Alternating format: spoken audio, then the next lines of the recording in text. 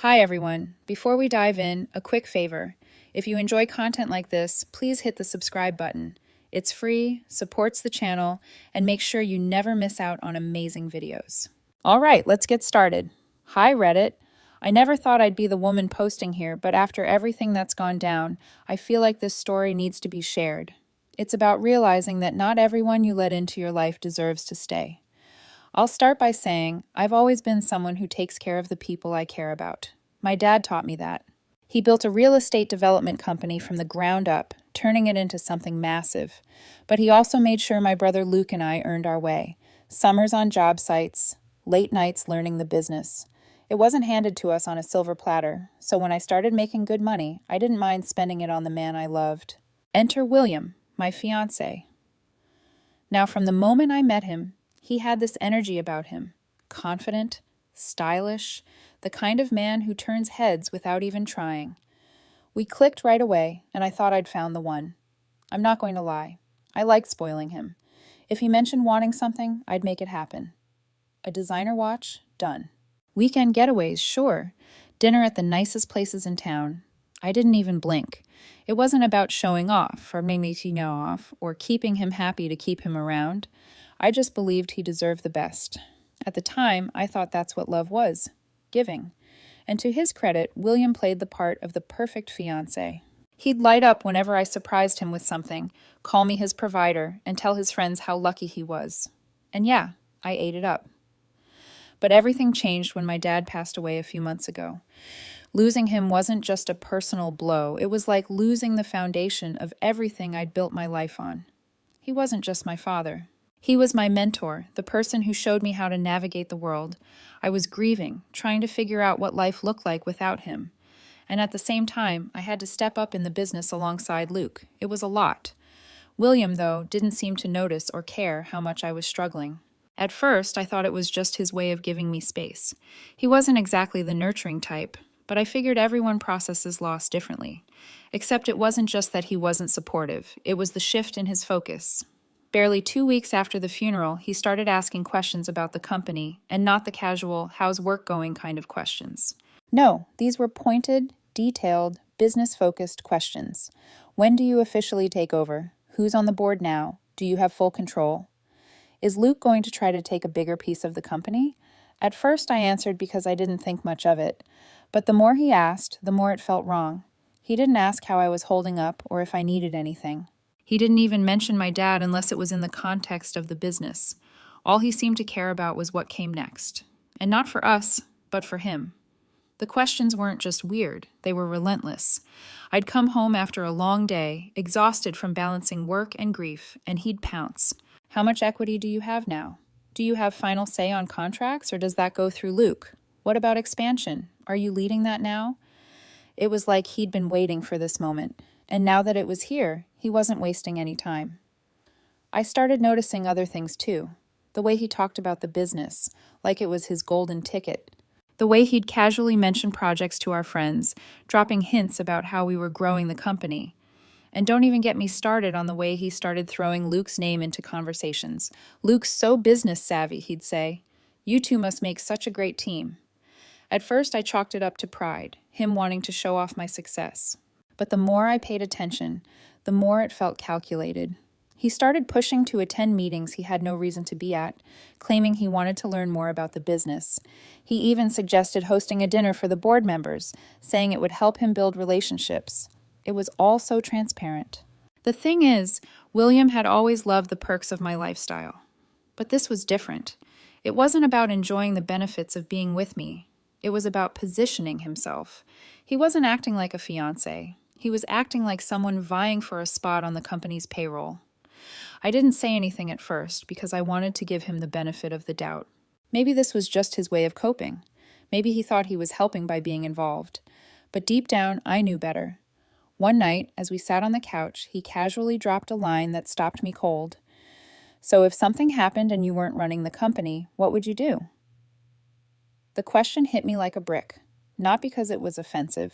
On the surface, it wasn't, but because it revealed how he saw me. Not as Rosa, the woman he supposedly loved, but as Rosa, the one tied to a multi-million-dollar company. I couldn't let it go. It wasn't just the words, it was the way he said it, like he was testing the waters. It stayed with me, gnawing at the back of my mind. Was I being paranoid, or was there something deeper going on? I started replaying every interaction we'd had since Dad passed. Things I'd brushed off before suddenly felt different. He wasn't acting like someone who loved me and wanted to help me through a tough time. Instead, it felt like he was sizing me up, like he was calculating his next move. It didn't help that he'd become almost obsessed with the company. He'd always known what I did for a living, but he'd never cared about the details before. Now, it was all he wanted to talk about. Whenever we were together, the conversation somehow ended up circling back to work. My role, Luke's role, the board, the projects. One night we were sitting in the living room and he was scrolling through his phone. Out of nowhere, he said, I was reading this article about succession planning. It said family businesses can get really messy if roles aren't clearly defined. Do you and Luke ever fight about who's in charge? I glanced at him, trying to read his expression, but he didn't even look up from his phone. Not really, I said, keeping my tone casual. We both know our strengths and we work together. It's not a competition. He nodded like that answer satisfied him, but I could see the gears turning. It wasn't the first time he'd brought up Luke. Lately, it seemed like he was more interested in my brother's role in the company than in anything I was doing. At first, I thought he was just being polite. Luke and I had always been close, so it made sense that he'd want to get along with him, but now it felt like something else entirely. And then, slowly, there was another shift I couldn't ignore. William started bringing up my younger sister, Emily. Innocent compliments at first. Emily's really thoughtful. Emily has great taste. Emily's so grounded. Until the comments weren't so innocent. One afternoon, after a family lunch, he said, Emily mentioned she's into architecture blogs. Maybe I could send her a few links I follow. Sure, I said, but a knot formed in my stomach. The next few days made that knot tighter. He texted Emily to share resources, then to check how her week was going, then to ask her opinion on a restaurant he thought she'd like. Emily showed me the first messages, laughing it off. He's just friendly, she said. I wanted to believe her. But then he got bolder. You and Emily have such different energy, he told me one evening, his tone a little too careful. She's refreshing. I stared at him. She's my sister. He raised his hands, smiling. I know. I'm just saying she's easy to talk to. It sounded harmless. It wasn't. The turning point came a few days later. I was in my home office trying to catch up on some paperwork when William came in holding 2 cups of coffee. He handed me one with a smile and perched himself on the edge of the desk.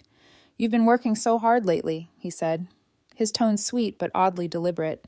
Do you ever feel like you're carrying all the weight on your shoulders? I shrugged. It comes with the territory. He leaned in a little closer. But doesn't it bother you that Luke gets to share the load without dealing with the same pressure? I mean, you're the face of the company now. He's just assisting, right? That hit a nerve, not because he was right. Luke and I had always been equals in the business, but because it felt like he was trying to plant a seed of doubt. Luke's not just assisting, I said, a little sharper than I intended.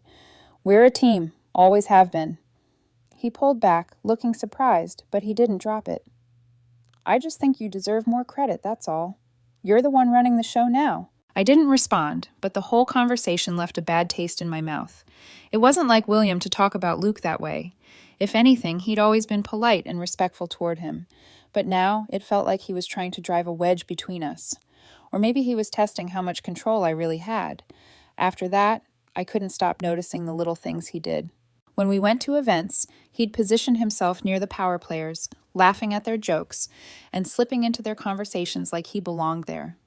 At home, he'd casually ask me about deals and contracts, and whenever Emily came up, he'd find a way to circle back to her, what classes she was taking, whether she needed any advice, if she'd be at the next family dinner. The worst part was I couldn't talk to anyone about it. Luke would have called him out immediately, and I wasn't ready to go there yet. Emily would insist I was overthinking. My mom was still grieving. So I kept it to myself, turning the pieces over in my head and trying to make sense of it all. Was I imagining things, or was William showing me who he really was? One night, I decided to test him.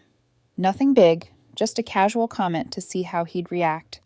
We were having dinner, and I mentioned that a new project was running over budget. It's going to be a headache, I said, spearing a piece of steak with my fork. The board's not happy, and Luke's been up to his ears in it. His eyes lit up, and he leaned forward. Oh, what's the project? It's just a residential development, I said, keeping my tone light, but it's tied to a lot of other deals, so the pressure's on. He nodded, trying to act nonchalant. Sounds stressful. Are you the one who has to handle all that? Not really, I said. Luke's taking the lead on this one. He's better at the big picture stuff. His face didn't change, but I saw the disappointment flash and fade. Then he said, almost breezily, maybe Emily could help with some of the design research. She's got a good eye. I set my fork down. William, she's in her early 20s. She's not your intern. He smiled, unbothered. Just trying to be helpful. He shrugged it off like it was nothing, but I couldn't. The seed of unease he'd planted only grew. The way he slid Emily's name into conversations wasn't innocent anymore. It was deliberate, practiced, like he was waiting to see how far he could go before I snapped. The next week confirmed everything I feared. William started texting Emily late at night. At first, it was under the excuse of sharing a funny article or asking about her studies. But then the messages became more personal.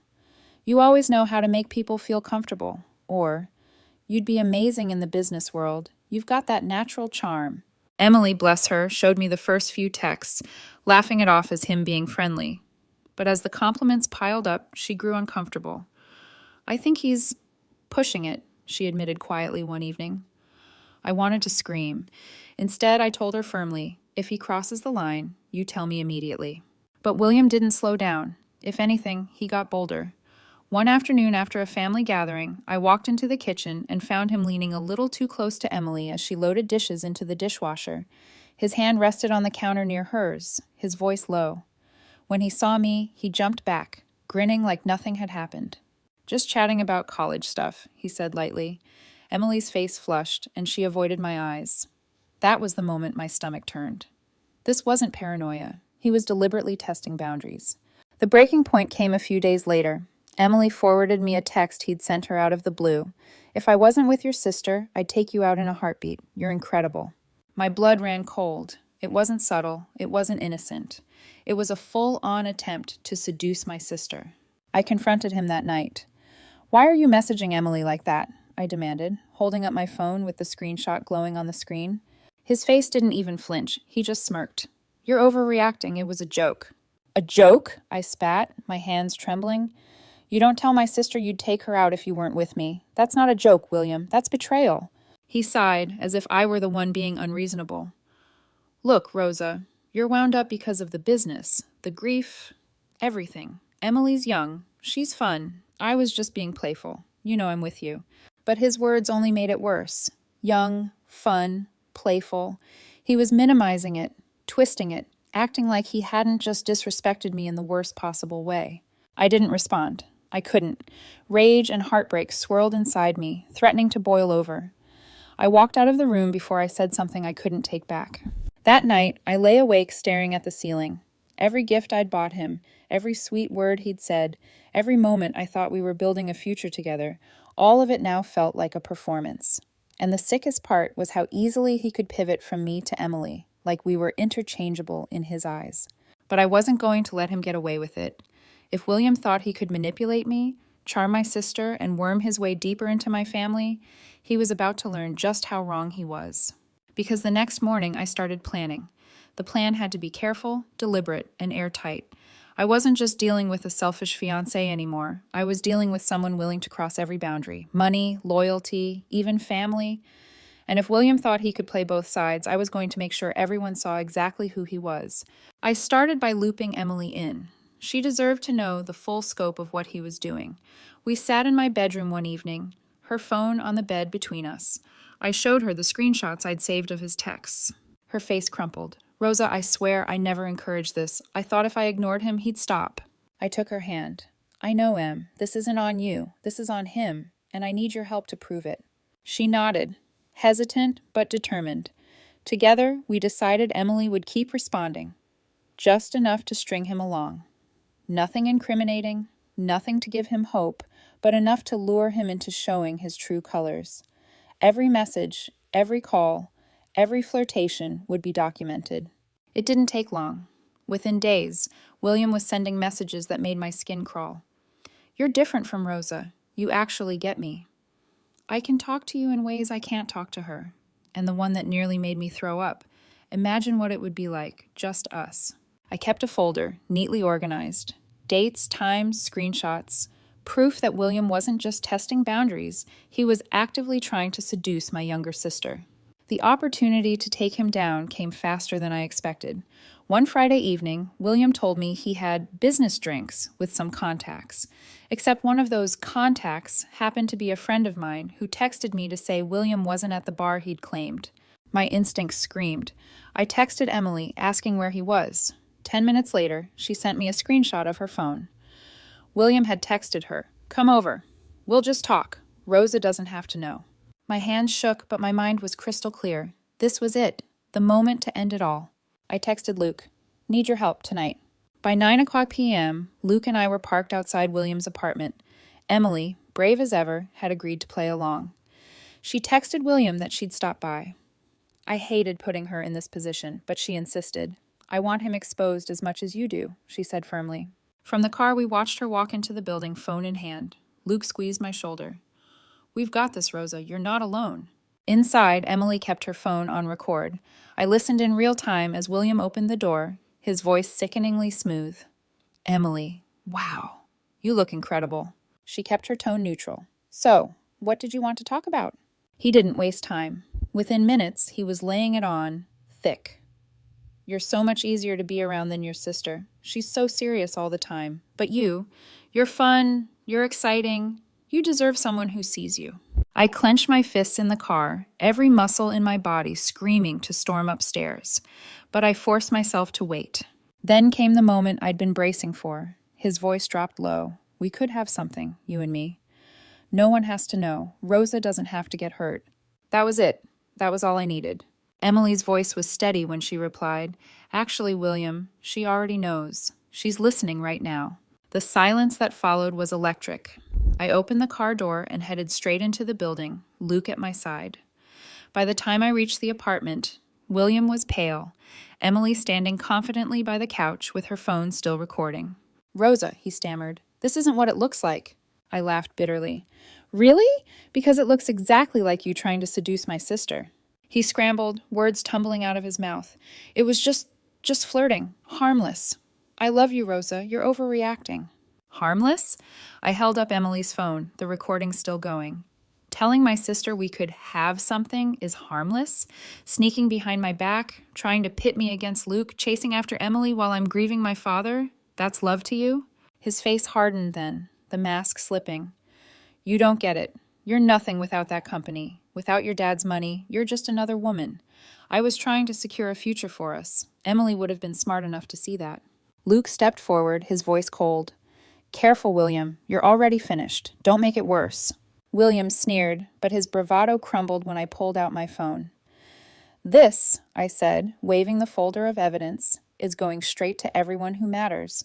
The board, my family, your so-called friends. They're going to see exactly who you are."